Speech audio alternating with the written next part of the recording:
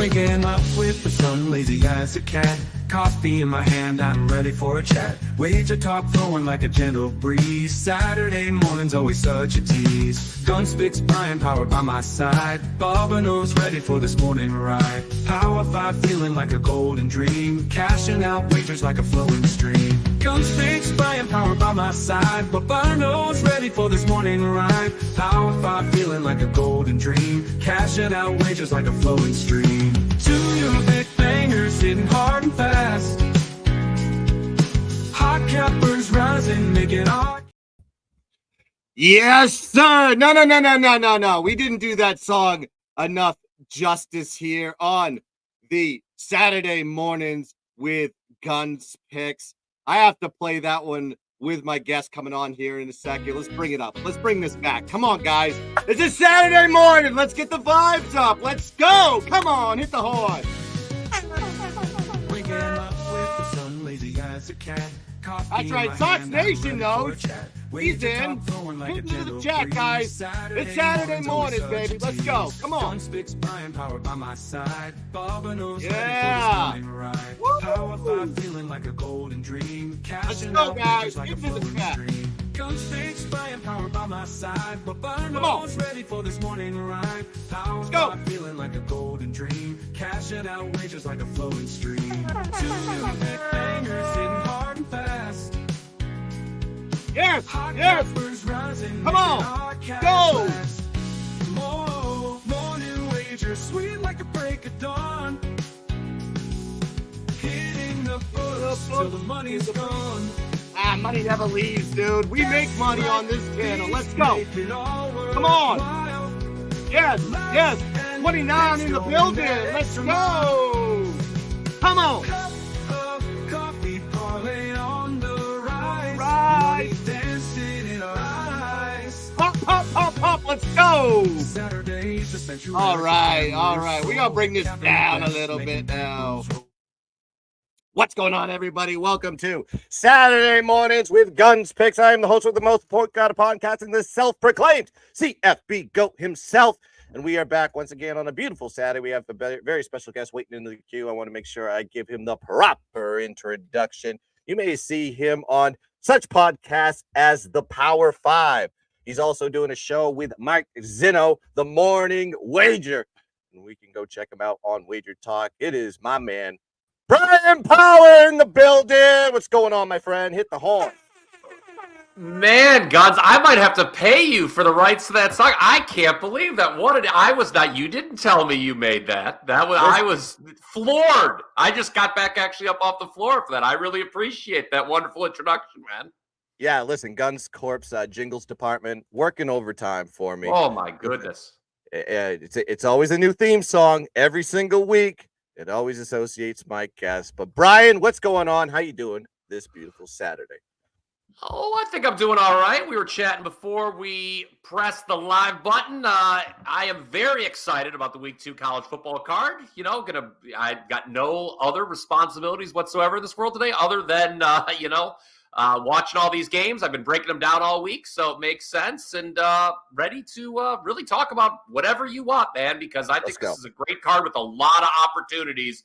Week 2, Mark, you know the deal. Whether it's NFL or college, the theme is you want to guard against overreactions from what we saw in Week 1. It's just one data point. However, I will say in college, it's getting tougher and tougher. Sometimes, like what we see in Week 1, maybe it's the way it is. Just ask Florida State. They did not improve, spoiler alert, in their second game, and they're scratching their heads down in Tallahassee. Yes, yeah. Listen, I faded that team 2 weeks in a row. I cashed tickets 2 weeks in a row on them. So, listen, the deal with this show. If this is the first time you watching this show or you've been on this show before, it is about the chat on this one. You got the plays. We give the opinions, whether we like them or not. And that is what it's about here. But we also break down the top 25 plays, at least some of the games on the top 25 slate. And also, we're going to bring the cup of coffee parlay. And I got a very special offer with a cup of coffee parlay as Brian takes a sip of the what I want to say, the Java. There we go. There was the word I was looking for. So speaking of the cup of coffee parlay, that is a good segue to get into what I did. I grinded the beans. I put it in to the little freaking holder that you slide into the coffee thing. I got the water poured in, and this thing is dripping with a beautiful cup of coffee parlay. Let's go.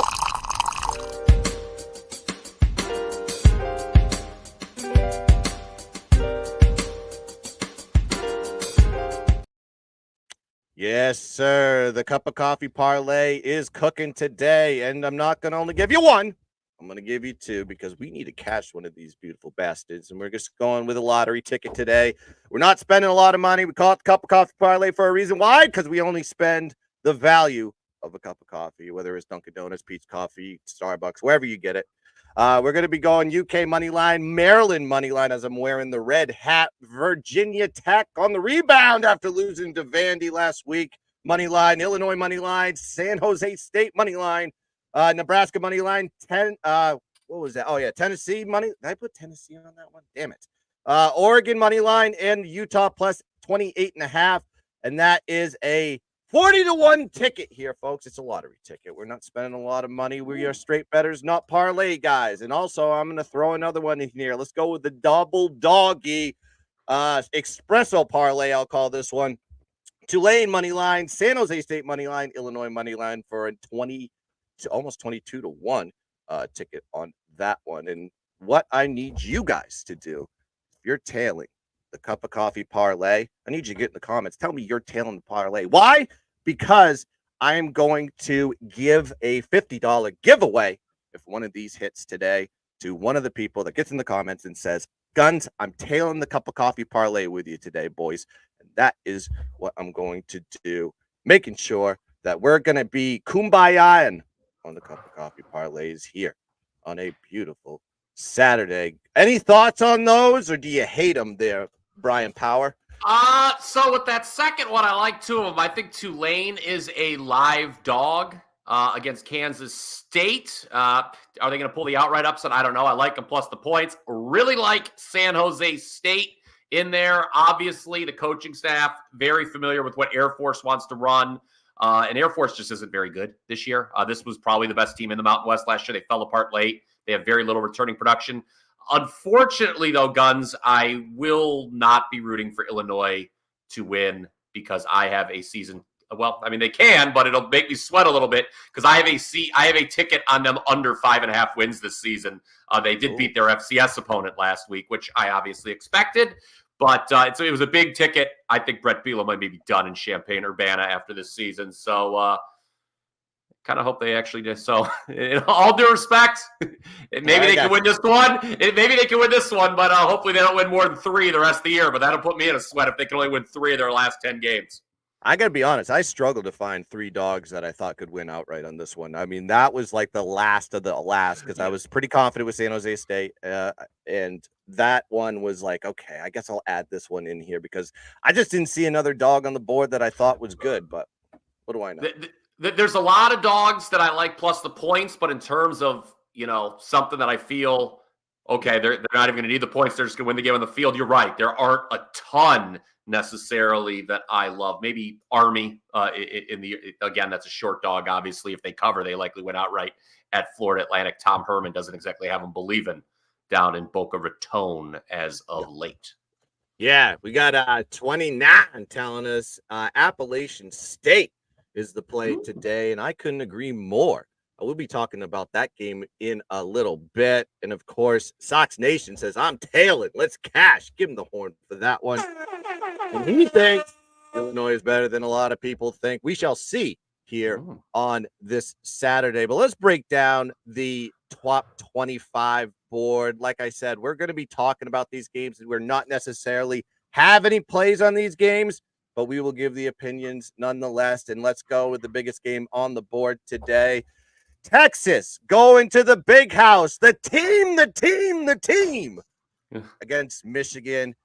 Michigan, of course, playing in their first game, had a little bit of offensive struggles against Fresno State last week. And, of course, Texas doing business 59-0, beating Colorado State up, including getting some playing time there for Manning. And, Texas traveling on this one. Yeah, got any thoughts on this game, Brian?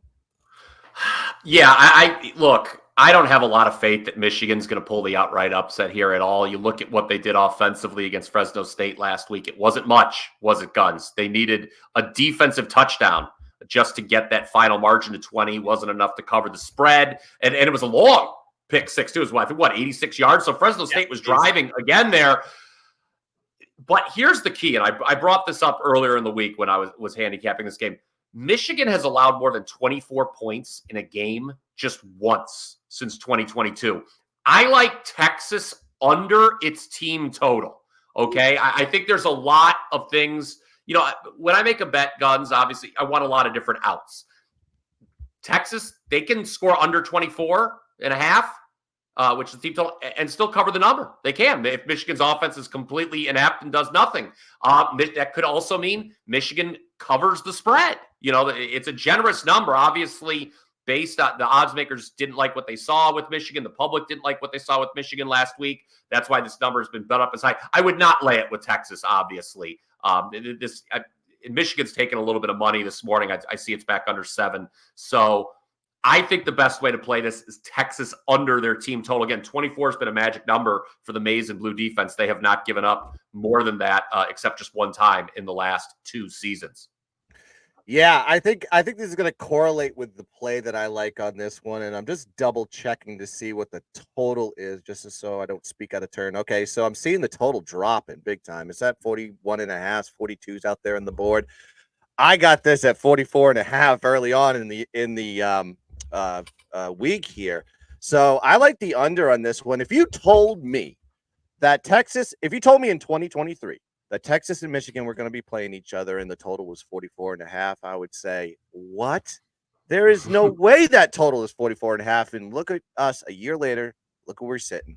And I like the under on this one. So it kind of correlates to what you were saying on this one. You got Michigan coming off a 30-10 win in their home opener versus Fresno, only putting up 121 passing yards, 148 on the ground, 4.3 yards per carry. So not great on the offensive side. Still trying to get the kinks out there. Texas coming off of that big win versus Colorado State with a plus 353 net yards in that game. While the offense has looked great for Michigan, their defense is done a good job. Like we mentioned, two INTs plus the 86-yard interception return basically got them an extra score in that game, and they won 30-10. Texas did put up a lot of points, but who'd they put them up against? Okay. Colorado State, the Swiss cheese defense. We saw it last year where they went against Colorado early in the season and they couldn't stop a single possession. So you're expecting that type of effort when you're playing a bad defense that Colorado State brings. Also, trend-wise, Michigan 7-2-1 to the under versus non-conference opponents, and then 11-3 and 2 to the under at home in their last 16 games on this one. Texas 6-3 to the under versus non-conference opponents as well. So I think this is kind of, you're seeing the line hitting 7.5, kind of dancing around there, but the total is dropping like a rock. And right now I wanted to say that, yeah, I got it at 44.5. I released it that way.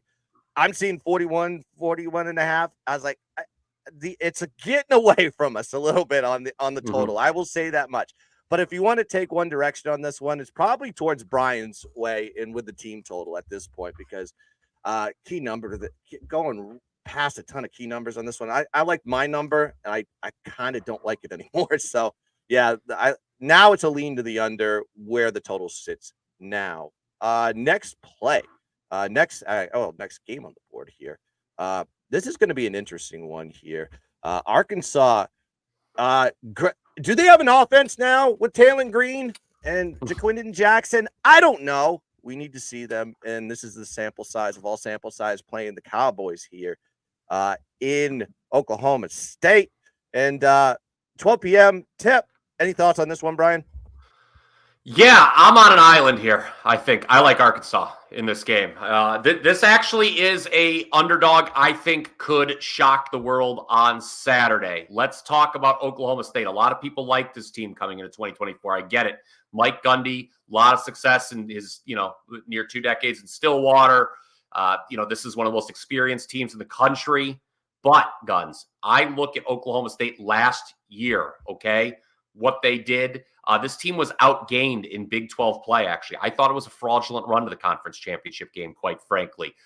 They did not tackle well last week against an FCS opponent, all right? And I think that could come back to bite them here in a game where there's going to be a lot of scoring. Okay, this is going to be a high-scoring game. I don't mind to look at the over here as well if you're playing the total. Let's talk about Arkansas. Obviously, Bobby Petrino returns home again. He is the offensive coordinator. Bobby Petrino's known for doing two things, okay? Number one is riding motorcycles with women who aren't his wife. And number two is he can coach up a hell of an offense. Last week, Guns, I know it was Arkansas Pine Bluff, and that's not a real team, okay? I mean, it's a real football team. They actually have people. They played a game, but it's not an FBS opponent. It's obviously an overmatched team. Arkansas was favored to win by what, like 50 or something like that. Yeah. Nevertheless, Arkansas last week had 10 offensive possessions. They scored a touchdown on all of them. I think Arkansas is going to be tough to slow down here. I didn't like it when it was down to 7.5. Arkansas took all the early money. Money has come back in on the Pokes. At the current number, I like Arkansas. I think Arkansas is a very good team. I think a theme for today, Guns, if you're looking big picture at the week 2 college football card, is these SEC teams in non-conference play are going to be quite successful. I don't want to lay it with Texas because they're in the last game we talked about because it's a pretty hefty number on the road against the defending national champions. But other than that, I think the SEC is going to show out today. And I like Arkansas plus the points against Oklahoma State, and I feel I'm one of the few because I've seen a lot of people on Oklahoma State in this game. Yeah, I saw the number hit 10 this morning, and I was so tempted to take it at 10 because I thought that was a perfect number, and it was sitting at 8.5s, 9s here and there, but it got up to 10 this morning. If you can find a 10 out there for Arkansas, I think that's the best number because the number's rising towards the Oklahoma State end all week. And I think you can buy it back on the other side off that key number of 10. But Brian said it best. I have Arkansas as a future to hit over on their wins. I like the fact that they went out there and their offense was the issue. KJ Jefferson's gone. Raheem Sanders is gone. So they go and they get Jaquinda Jackson from Utah, and they go and get Taylon Green coming off a Mountain West championship to go and operate that offense. They look great last week. They did what they were supposed to do versus Arkansas Pine Bluff, and I think this is going to be the barometer of what it's going to be with Arkansas. And Brian said it best. It's like SEC versus the Big 12 in this situation. I think you're getting a nice, juicy number for this dog here at Arkansas State. They're not a pushover anymore on the offensive side of the ball. The defense was always reasonably good, but I think when growing an offense there might have saved their head coach's job at the end of the season. So we'll see how that pops out. I hope I hit my future. No official play, but if I got to lean on this one, yeah, Brian said it best. We go Arkansas with the Razor. Woo, Pig Suey! Woo, Pig Suey! Speaking of another interesting game coming up here, we got Kansas State going on the road to go play Tulane. If I remember correctly, I cashed a nice little ticket, actually a double ticket. I had the under 2022 and Tulane, and I said they could win this game outright, and lo and behold, they did. Now they're matching up once again. Since that matchup in 2022, Kansas State, who knows how good they are. Will Howard, not the quarterback there anymore. Tulane, everyone thought they were going to go down. They looked great last week. And Brian says they're a live dog. You think they're enough to win it outright, or should we just take the spread? I would take the points here, Guns. I also, I like the under in this game. You talked about when they met 2 years ago, there were only 23 points scored. Both offenses were in better shape heading into that matchup. You got a lot more question marks for both teams on that side of the ball. In terms of the spread, just to get back to that, in Oklahoma State, we just talked about them and maybe want to fade them here at noon Eastern. I'm not as high on either Oklahoma State or Kansas State in the Big 12. This is a tricky spot. Tulane, the last couple of years, granted, it was under a different coaching staff. This team, we all expect them to take a little bit of a step back here in 2024. But Tulane has been money at home, especially in the home underdog role. So under absolutely no circumstances would I lay it with Kansas. Now, Tulane's taking money. If you got Tulane at the opening number, my hat's off to you. Tip of the cap. You got a good number. I don't know how crazy I'm there. But I think it's going to be a low-scoring game here in the Big Easy, and under would be my preferred play. But I do like, if you are going to play the side, it's Tulane plus the points. Yeah, people are sleeping on this Tulane team. Now, granted, they lost a lot of that production that came off, and of course, losing Willie Fritz heading to the hills, going to Houston. But they got a good coach in John Summerall. If you remember where he Mhm. came from Troy. Very successful run over there in the Fun Belt, and I think he's building that team to mold like he did at Troy. And I think this is going to be one of those situations. They're going to be very motivated to play this game. Now, granted, next week, they got a challenge going to Oklahoma at Oklahoma. But I think they're looking directly at this game in their own stadium. They've beaten this team before, and we could be looking at a situation where a ranked opponent goes down in the Bayou on Saturday. And before I get to some of these other plays, make sure you like and subscribe to the Gunzpick channel if you have not done so already. Hit the subscribe button, hit the bell so you know when all content comes on this channel. Weekly live content, including the college football show, the Saturday mornings with Gunzpicks, and of course the NFL show, The Extra Points, with me and the Shark, coming up on Sunday at 10 a.m. So please join, like, subscribe, hit bell, and also go check out Brian Powers at Brian Power _wins on Twitter or X or whatever you call it these days. And go check out his shows on the Wager Talk channel. I think he's got the hottest show on the planet. I see the numbies on that one. Yeah. Power 5 is cooking. And what's your record on the Power 5? It was pretty electric from what I remember. 54-25 and 3 coming into the weekend and that's all. It's just 5 free plays every day on the Wager Talk YouTube channel. So yeah, check that out. You can check me out, of course, at wagertalk.com as well. And yes, our good buddy Mark Zinno. You know, it was funny. We were talking about Tulane. I remember watching Tulane lose in the AAC championship game. You were there. It was the last time you and I were in the same building in right. Boston. Mark Zinno, our buddy. I do the morning wager with him. You can't forget about that show either. Yeah, I was just going to get to that one too. And I have a theory that the inception of that show was created that weekend in Boston. Am I wrong? You're not wrong, probably. Yes, when Zinno was just ranting, half clothed about the college football playoff, I said, my God, this is a person that I'm probably going to wind up doing a show with, aren't I? And I do. I saw that show. I saw the pilot live in that suite. And those guys made me laugh so hard. I'm like, those guys that's chemistry right there. And lo and behold, they're doing a morning show. It is very fun to watch. I got to say, go check that out on Wager Talk. If you guys missed it, new people that are coming in, make sure you get into the chat and talk to the boys. I see about 146 of you beautiful people watching me live. I don't know how the numbers work on this one. Twitter's kind of weird with the live stuff. However, we are brewing a cup of coffee parlay, and I have a special giveaway, so stick around.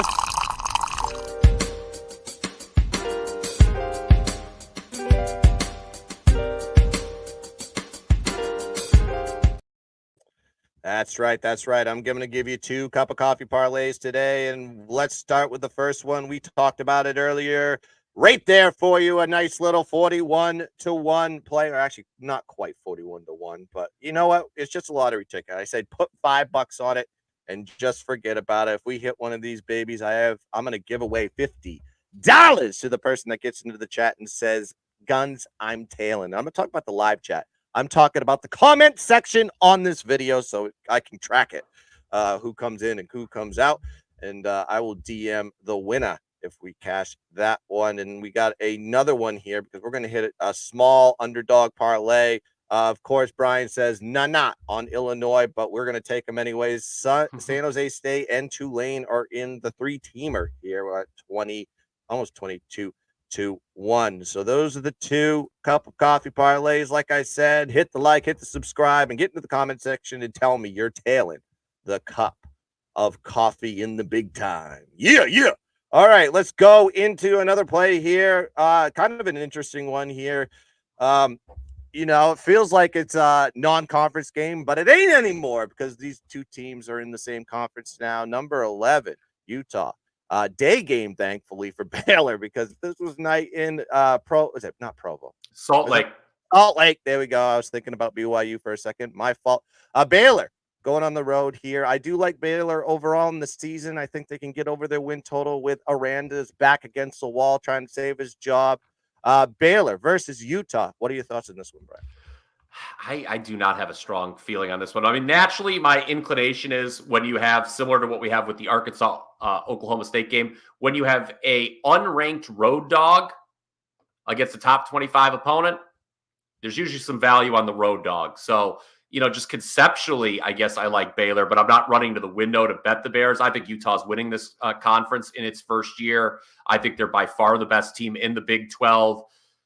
Baylor's okay. I don't love them, to be honest with you. It's not, I'm not going to be betting this game, in full disclosure. But again, I typically, when you see something like this and it's an unranked road dog against a top 25 opponent, my natural lean is towards the unranked road dog. So from that perspective, I guess a slight lean to Baylor, but again, I'm not betting this game. Yeah, it's a big number here. And the only thing that's keeping me off this one is just how good Utah is when they play in their own stadium. I don't know what you're going to get out of them. They could come out swinging and beat them by 3 scores. But I haven't seen enough of a sample size with Baylor. Like I said, I do like them overall in the season. I do think they can go over their win total. However, in this game, this was not one of the games I thought they'd win. So I'm just going to let this one slide off and just take some random notes and see what we can go in this one. I want to call out Sox Nation here, and I'm going to pass this to Brian on this question. He wants to look for a replacement play for the Illinois money line. If there's a dog on the board that you take that you could add in to the money line, you can't put in San Jose State and you can't put in Tulane, what would you add to that card? Tulsa against Arkansas State, a game that no one's going to be paying attention to at all. Tulsa's a team that I think can pull. Arkansas State cheated to beat an FCS opponent last week, Guns, while no one was paying attention. If you don't, just take a look what the Sun Belt had to say. Their game-winning touchdown should not have counted. Now, crying Butch Jones, he's laying more than a score against Tulsa. I think Kevin Wilson's got Tulsa quietly improved. Okay, Tulsa, they just had their best recruiting class. This is a team that I think can absolutely hang within the number, and not just that, but pull the outright upset. Another very interesting I know we're talking about mostly top 25 games, so I'll throw these other ones out now. Another team that you may want to hold your nose that's going to be very motivated, an underdog that's going to be very motivated on Saturday night. ULM, that is Louisiana Monroe. This coaching staff was not retained by Trent Dilfer when he came in at UAB. Trent Dilfer, look, I try to keep it, I try to keep my most biting critiques to myself, Guns, but I'm going to say this. I thought Trent Dilfer was an absolutely abysmal hire at UAB. I agree.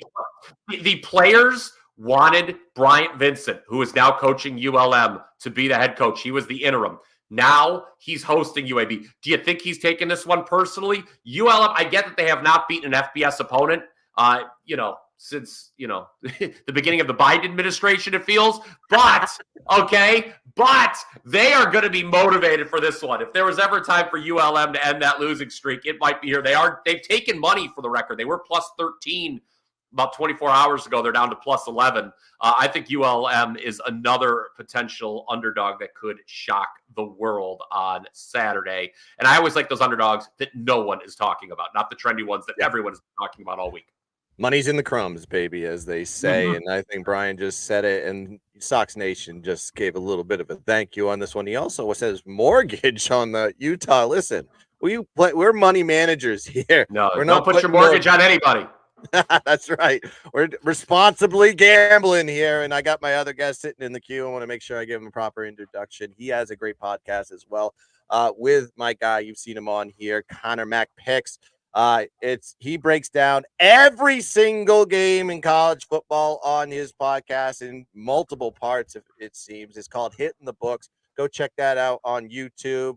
It is Ian Cameron at Bobano Bets. What's going on, my friend? How you doing this beautiful morning? Thank you for having me, Guns. Brian, nice to be with you guys. I totally agree with what Brian just said about ULM. First of all, I don't think UAB is that great. I like their offense. Zeno's a nice quarterback, the Baylor transfer. And they can put up points, but that defense is still a little bit leaky. I know ULM's not supposed to be very good this year, but that coaching angle makes sense to me. I was shocked Brian Vincent wasn't retained at UAB. The job he did after Bill Clark retired all of a sudden, whoa, I'm the head coach here. And I thought he did a really nice job, kept the program afloat. They had a good season when he was the interim. And then all of a sudden, And by the way, the players, they weren't happy at all that Vincent wasn't back at all. And in comes Trent Dilfer. And just like I think the majority of the college football pundits out there, bettors, handicappers, you name it, not very amused by this hire. And I don't know if UAB is going to go in the right direction with Dilfer at the helm. And one more thing about UAB, I forgot to mention this when I was breaking on the game. UAB last year on the road, 0-6 straight up. They lost 5 of those games by double digits. Now they're a double-digit favorite on the road. Wow. Yeah. That tells you everything you need to know, and this is why we have the smartest handicappers on the planet in college football. Make sure you hit the like button. Make sure you subscribe to the Gunzpick channel, and also subscribe to Hitting the Books, and go check out Wager Talk and like and subscribe to that, and like all of Brian Powers' videos. All right, we're going to the next game, and this game is a tale as old as time, a rivalry of all rivalries, in-state rivalry for this one, Iowa State versus Iowa in Kinnick. We're waving at the kids with cancer today, boys, and this is one of the spots. Everybody looks at the total and says, just take under, and yes, trend-wise, that is the case. However, these two teams are in a little bit different situation offensively on both sides of the ball. I'll start with you, Brian Power. What are your thoughts on this game? Yeah, everyone and their mother knows that under trend, right? So yesterday I did on the morning wager with our buddy Mark Zinno, Guns. We talked about the Duke Northwestern game, and Zinno was in a bad mood, as he sometimes can be in the morning, and so he just let me pick the best bet, and I picked Duke Northwestern over. And we were doing the show live. He had not looked at it, what it was going to be. And he goes, this is such a you pick. Why would you take the over in this game? I said, because it's college football in the year 2024. And I don't think it's that hard to get to 38 points. Okay. So that's what I'm going to say about this game. All right. Look, there's no trends that support this play, but I'm going to tell you something right now. It's again, we talked about at the show open, Guns. Don't overreact to one data point. Okay. It was just one game. The Iowa offense is going to be better this year. I'm going to tell you why it's going to be better. It can't be worse than it was last year. Okay. So they're going to score more points. This total, I think the history is just too baked into the number. It's 2024, guys.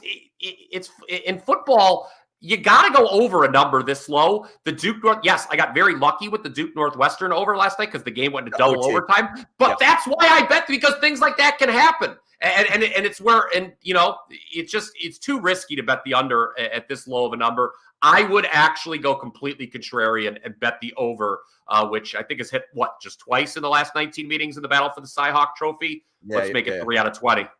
There you go. I'll pass it to you, Bobana. What are your thoughts on this game? Yeah, well, the question with Iowa is, the offense in the first half was brutal. Second half, it exploded last week against Illinois State. Which Iowa offense is it? What I do know is that it can't be much worse. I mean, it has to be bad when Kirk Ferentz is putting his son in an ultimatum where we got to score this many points or you're out on your can. And sure enough, I mean, he couldn't even survive that last year. By the way, I found it hilarious last week that the guys calling this game on CBS, Nessler and Danielson, talking about how great it's going to be in Iowa City. Yeah, they're trying to put lipstick on a pig. Don't tell me Lee wouldn't rather be at Alabama or Ole Miss or watching some SEC game and calling some SEC game like you have for years.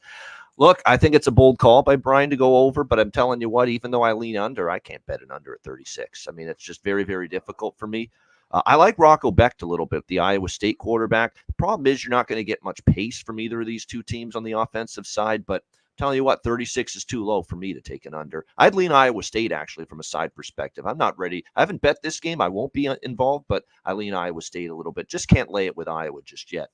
Yep, I'm with you on this one. My lean's on Iowa State. Like I haven't put anything official on it, but if I had to pick one direction or the other, and the total, like Brian said, I mean, it's 36 right now is so low for college football. That's like Service Academy stuff right there, man. Yeah, these guys don't run the triple option. They actually pass the ball. Rocco Becht, I'm very high on Iowa State this year. I think Campbell brings them back. He's a guy with back against the wall. Maybe I'm backing too many of these coaches with their back against the wall. Somebody's got to get fired, right? But I think in this situation, schedule-wise and how they've built that personnel back up, I think Iowa State overall is going to have a great year. But this is just one of those rivalries that I think right now I'm seeing it dip down to 2.5. You can find a 3 out there, maybe take the 3 because these games are very close and down to the wire typically. So I would say, like, You want to get cute, take the over. I think that's probably it's actually the smartest move you can do, minus the trends, of course, because everybody and their uncle is going to go and try to hammer that under because, all these platforms and all of the media is just telling you how this is a low scoring affair. And when they are emphasizing that over and over again, that's usually someone telling me don't press the red button. I'll hit the red button every time you tell me not to press it. So I think that is probably the direction. We know that, Guns. I go. You tell me to go left, I'm going right. All right. Let's talk about another game. Actually, we kind of already alluded to this game a little bit, but I'll just pass it to Bobano here. Kansas on the road to go play the Illini. Little cross P4 action, non-conference style. Kansas, of course, seems like they've had the same team for about 20 years at this point. Those guys just keep coming back and coming back. I don't know how many years of eligibility Daniels has as a quarterback, but Kansas is going on the road to go play a Big 12 opponent. What are your thoughts on this one, Bobano? So I think Kansas's offense is good enough to cover this number. I mean, Jalen Daniels, Devin Neal in the backfield. They've got some pretty good receivers.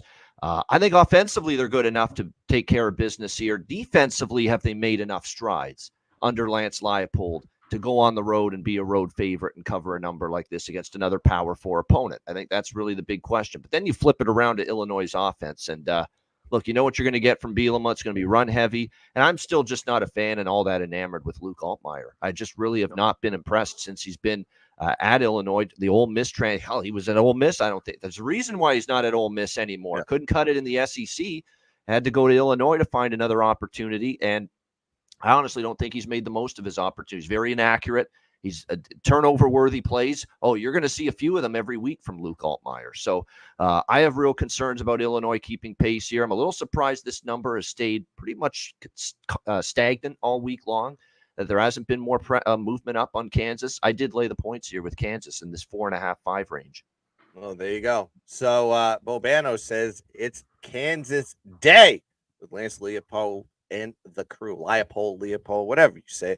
All right, here's another ranked versus ranked opponent, and you got Nico Mania happening out in Tennessee with the Vols going on the road to go in Raleigh, North Carolina to go play Grayson McCall in the boys. And NC State kind of, a lot of people are high on them. I'm not necessarily a Grayson McCall guy myself, because I just think his step up in class will be a detriment to him, but that is my opinion. And he's got a challenge ahead of him here in the SEC with Tennessee coming to the house. Brian Power, any thoughts on this game? Guns, you know me. It is very, very rare that I choose to take just what is so obviously a public side. And Tennessee is, I don't think, is anyone betting NC State in this game this week? I mean, the line has just gone up. We've seen some resistance. Okay, we've got a hand there. And that's my point. It's like, what was the point 10, of resistance? I've got NC State at 10. It's very important to note that. Yep. Yeah. I mean, when this line opened, my initial, I was like, this is way too short and Tennessee's going to take money. I think this is a case that the odds makers may have just set this line too low. I can't bet Tennessee because here's the thing. Okay, what did we open up the show by saying, Guns? You got to be careful about not overreacting too much to week one. Okay, Everyone sees Tennessee. They hung a 60 burger on an FCS team. NC State was losing at home to an FCS opponent. So everyone is so down. I mean, the market's is such a reflection of the public perception here. Everyone's in love with Tennessee. And for the record, I think Tennessee is a legit top 15 team. I think they're going to be very good this year. NC State, look, I don't know what to make. The ACC right now is a disaster, quite frankly, unless if Georgia Tech continues to pull off miracles. But I think Tennessee's going to win this football game. I absolutely believe that with all my heart and soul. I don't want to lay it because that's just not what I want to do. And honestly, I am a little scared that maybe NC State's not that good. But, I guess we can hear the case for the underdog here coming up, why they may cover. Yeah, I'm seeing the line open up at like 6.5, 7s on the board. But you said it right. I think at this point, the stock has risen to its tip, and now you got to buy it back here if you can find the 10. And I'll pass it to Balbana because he himself likes NC State on the 10. Am I correct? Yes. Small bet. Very important to note that because I respect the hell out of Tennessee, and I'm a big fan of what I see from Nico, the kid named Nico. Iamaliava, man, he has been outstanding here. Oh, for you said that years. perfectly. I would have never tried that last name. Better get used to pronouncing it because you might be seeing him in some big-time games, a.k.a. a college football playoff game or two in a few months from now because, no, he's impressive, man. He can move around in the pocket. He can scramble when the play breaks down. He's got a very accurate arm. Tennessee's got maybe their best quarterback in the Josh Heupel era, and that's with all due respect to Hendon Hooker, who played pretty well with this program a few years ago. I mean, it's a very special quarterback potentially. This offense can run it. They can throw it. They're going to play hyper speed up tempo, of course, as they always do. But I was very high on NC State coming into this year, and I was shocked at how they struggled against Western Carolina and struggled in the trenches. And the biggest concern for me here, especially when you're playing an SEC team, and they're always pretty good in the trenches, Tennessee's D-line is, I think, the strength of their defense. I think you could probably say the secondary is probably the weakest point of Tennessee's defense. But will Grayson McCall have enough time to throw the football? Because that NC State offensive line was one of the biggest problems they had last week, and that was against Western Carolina. So there's no doubt Dave Doran's got to shore things up on the O-line. They had trouble holding up against WCU last week. Are they going to hold up here tonight against Tennessee? But this is a numbers play. I don't think NC State is complete trash, and it kind of feels like once this number hit 10, people were of that belief that they have become, let's throw them in the garbage can after that performance last week against Western Carolina. I'm not quite ready to do that. I did grab a little NC State once it hit plus 10. I'm also on this over as well in this game. The total's gone up, and I agree with it. Yeah. I'll add one more thing on the Tennessee side. If you are looking for, if you're out there and you say, I missed the number and I like to say, Josh Heupel has been extraordinarily profitable to bet in the first half. I think we're going to know at halftime who's covering this point spread, quite frankly. So I don't know. That's something to keep an eye on. I think Heupel, among active FBS head coaches, is the most profitable in the first half. So, if you like Tennessee, that's the way I'd approach it because I don't think you can play him at the current price, as we've kind of beaten into the ground. Yeah. I mean, Nico, one of a handful of guys that are interesting. Somebody guys besides me must have hit NC State when it was at 10 because I'm seeing it's 9 pretty much across the board right now. So maybe I'm not a man on an island here. Yeah, I'm seeing 9, but yeah, the 10s were there, but they weren't there very long because people buying at the peak, man. They're buying the numbers. I think this is a numbers game. You're trying to dance between the 7 and the 10 on this one. So there's going to be a little bit of syndicate / sharp action that's going to be going up to game time. This does kick off at 7:30 tonight, but going to be an interesting game. Ranked versus ranked. I think there's only 2 ranked versus ranks today. So we got Texas, Michigan, and Tennessee and NC State. So going to be a good one here. And now we can get into some good games here. Coming into the late night degenerate special slate, the ones that I love and adore. You just cash the ticket and go to bed. Depends on what time you go to bed. This one's a little bit less late. But App State is going to go to South Carolina to go play Clemson, number 25 Clemson, laying an egg versus Georgia. But don't get too overreactive there. Georgia, one of the best teams in college football currently. And as I told you, on the playbook that is on Top Tier Network, I said you got to take Georgia on this one. Don't get too cute.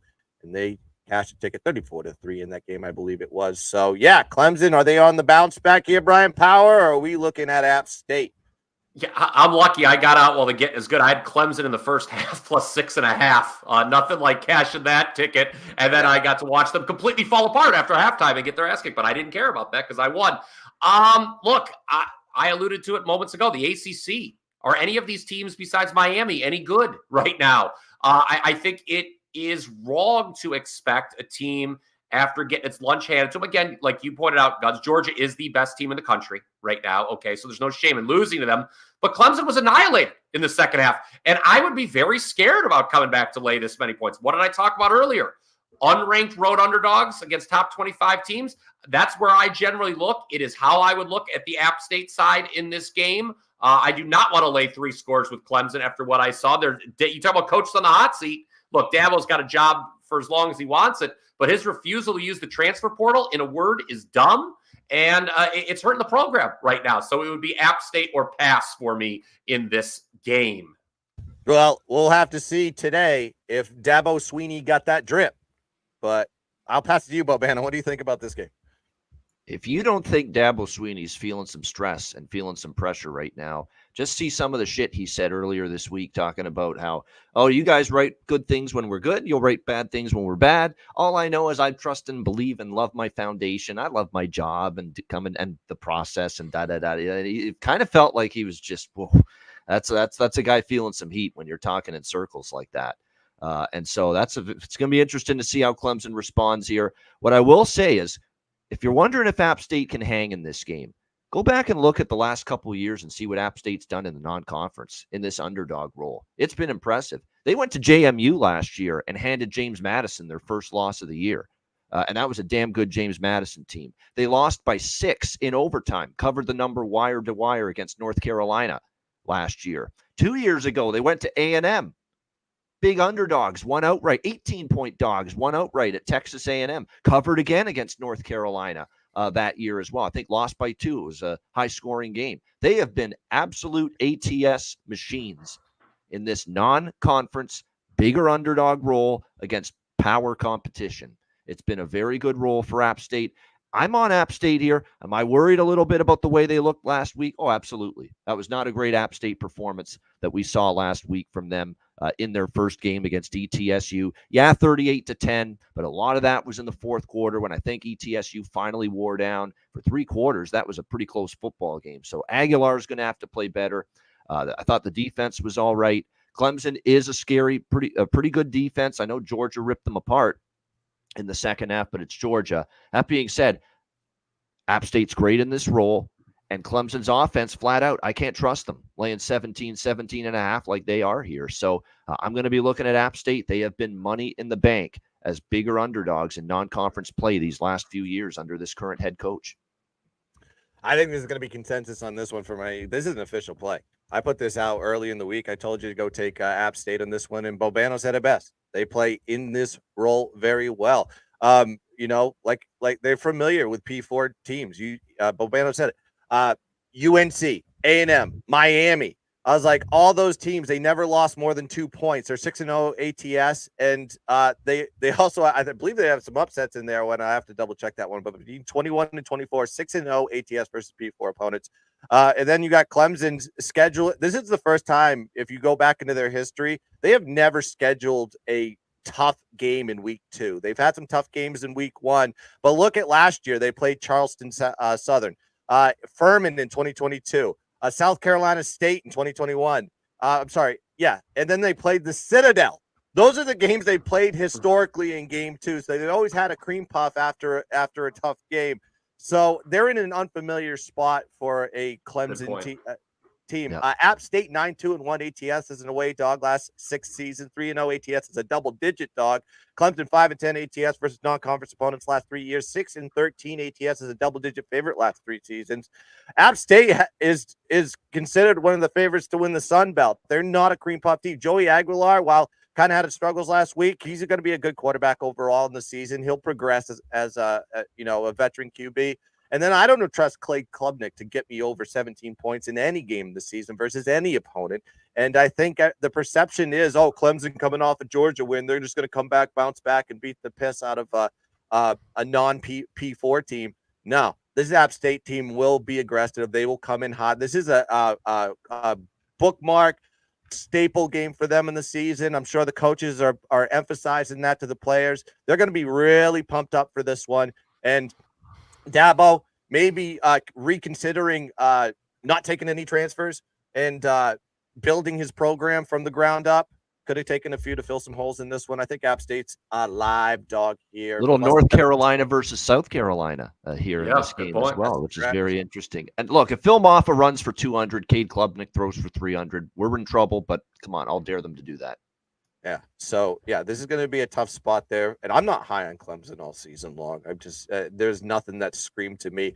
I think when they lost Will Shipley was a kind of a crutch for them in a lot of cases. I know Yeah, I know Yep. Moff is a good running back, but having that 1-2 punch was a big thing for him, and you could use Will Shipley as a utility knife in that offense. He's not there anymore, and I think that's taken away a lot of their offensive production. Let's go into one more play before we close them out. Make sure you hit the like button. Make sure you subscribe to the Gunzpick channel if you have not done so already, and make sure you check out these guys' content all over X at Brian Power _wins and at Bobano Bets. He has hitting the books on YouTube with Connor Mack. And you got to check out the Morning Wager with Mark Zeno with Brian Power on Wager Talk, and also check out his Power 5 every single day. He releases the Power 5 plays, and he's cooking with absolute napalm on that show. Baseball, soccer, and college football. And I'm sure he's going to throw some NFLs into the mix as It'll be well. up. Yeah, there you go. So go check it out. I mean, the show is growing. I see the numbers.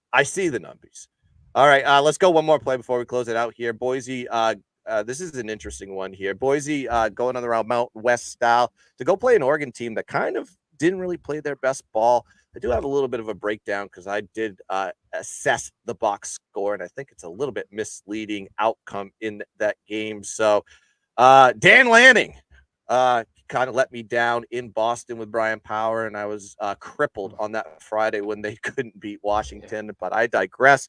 It sticks in my craw, but I move on. But, man, big number there for Oregon. What are your thoughts on this one, Brian?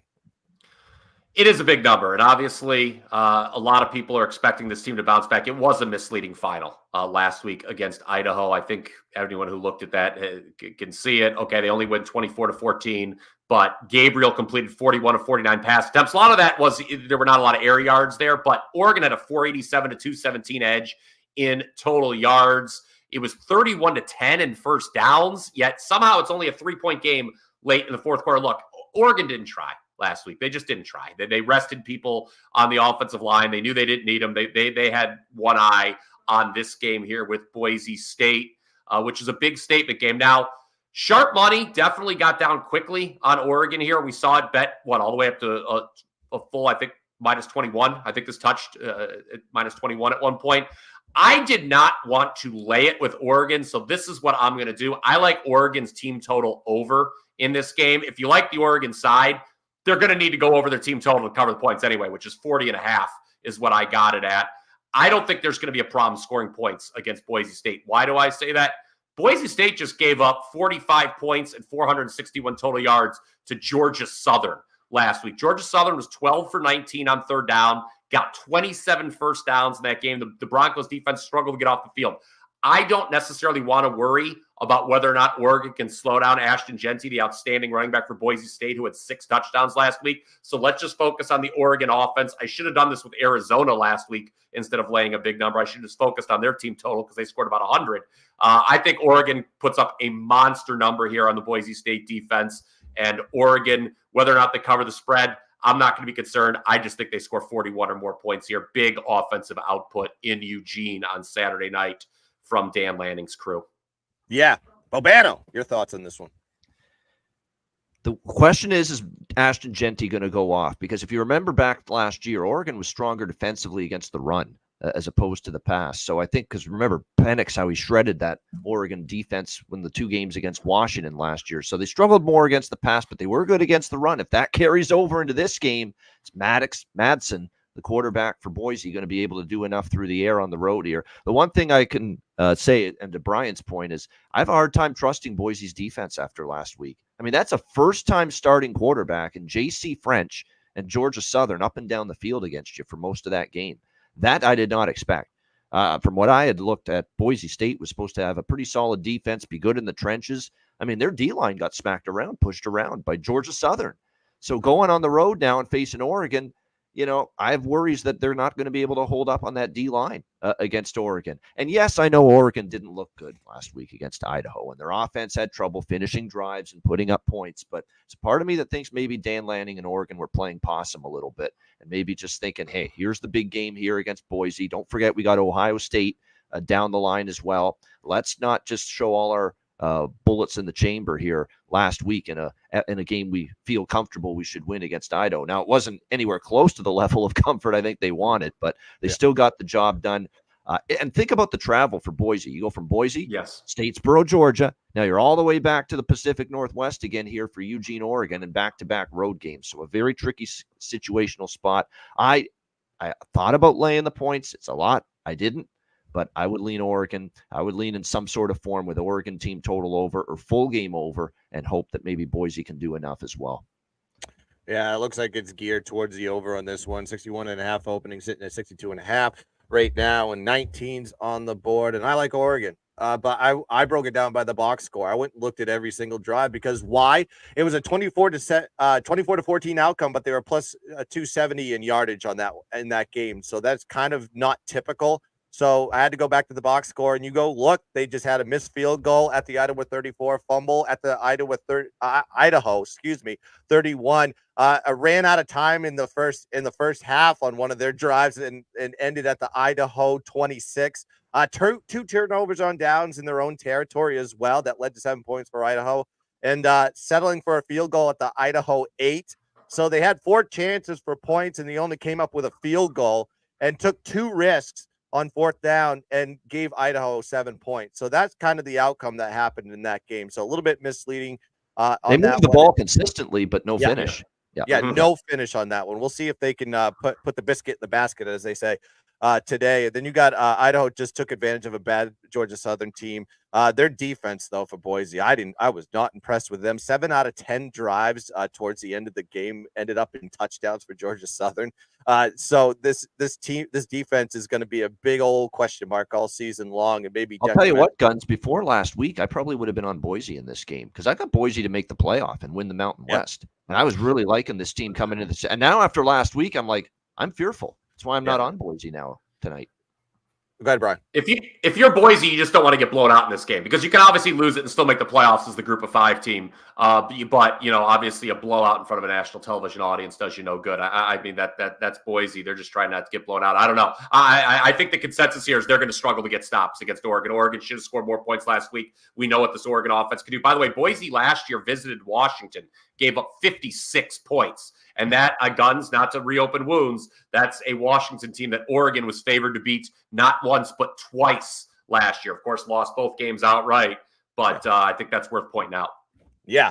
And then you just break down where Dan Lanning is when he's a home favorite. 9-3 ATS is a home favorite. 4-1 ATS last year versus non-conference opponents, and 13-4 ATS last 2 seasons as a double-digit favorite. So he's been in these positions before, and he's done exceptionally well. Boise 2-7-1 ATS versus non-conference. 1-3-1 ATS as an away dog last 2 seasons. So I just think that bad scoring performance for Oregon was a little bit misleading. It's like I said, you go back to the box score. They were moving the ball. They just couldn't put points on the board. And I think, like Brian said, and Urbano said as well, is like they were just not giving a lot to watch on film for their upcoming competition. They could have put in the Water Boys against Idaho and found a way to find a victory on that one. So yeah, I'm liking Oregon today. I think they're going to get it done. I think this is just one of those games that kind of feels like, with a bad defense, it kind of feels like, a little bit like when they went and, everybody was high on Colorado. They go and play Oregon, and Oregon just took them to the woodshed. It kind of feels like that vibe to me. So that's why I like Oregon today in Eugene. And that's going to do it here for the Saturday mornings with GunzPicks show. But before I close it out, I'm going to give the platform to these guys. Give them your plugs. I'll start with you, Brian Power. Tell them where they can find you. WagerTalk.com is the place to find me, the only place to find me, quite frankly, unless Guns is kind enough to invite me on the program here on Saturday morning at Brian Power _wins on X. Again, on the YouTube channel every day, the Wager Talk YouTube channel. I do 2 shows, the Power 5 and the Morning Wager. You can find those there. Tons of free picks every day in a variety of sports: Major League Baseball, college football, NFL, and soccer. Doesn't matter what you like, I got you covered. There you go. And yes, Brian Powers will be back sometime during the season. We'll figure it out. And of course, Babano, if he wants to come back, he can too. These are 2 intelligent college football minds, including myself. I'm consumed with it. We've been studying this shit since probably June, maybe even further than that, but we will see. Ian, Bobano Bets, tell them where they can find you. Yeah, at Bobano Bets, subscriptions are Dub Club, the full card, the high volume. I'm a high volume bettor, so if you want the high volume full card, it's Dub Club, top plays, best bets only at SoBet. The subscriptions, my own YouTube channel, tons of content. Ian Cameron's Football Frenzy Show, CFL, NFL every week, college football as well. Hitting the Books with my friend Connor Mack on my channel and the Hitting the Books YouTube channel, so subscribe to that. And TikTok, NHL and NBA around the corner. We'll be doing NBA shows with Ski Profit, Dutch, and Wham again. And the Ice Guys NHL Hockey Betting Show is back 7 days a week in October. So check it out. Boom. Oh, yeah. I'm supposed to tell. Oh, yeah. I forget to plug my Dub Club. I have one of those too. I think I put 10 plays out there today on college football, and I only give you the plays. I give you my write-ups. I talked about some of the plays today, but I still have some plays that are on the premium. Go check that out. Also got 25% off the NFL packages we're getting to week 1. I already dropped my 3 plays for the NFL premium. And you can go check that out right now at GunzPicks. Link is in my bio. And that's going to do it here for the Saturday mornings with GunzPicks. Thank you to my guests, Brian Power and Bobano Bets. So let's cash some tickets. Let's dominate the board. And as always, let's keep dancing. Bang.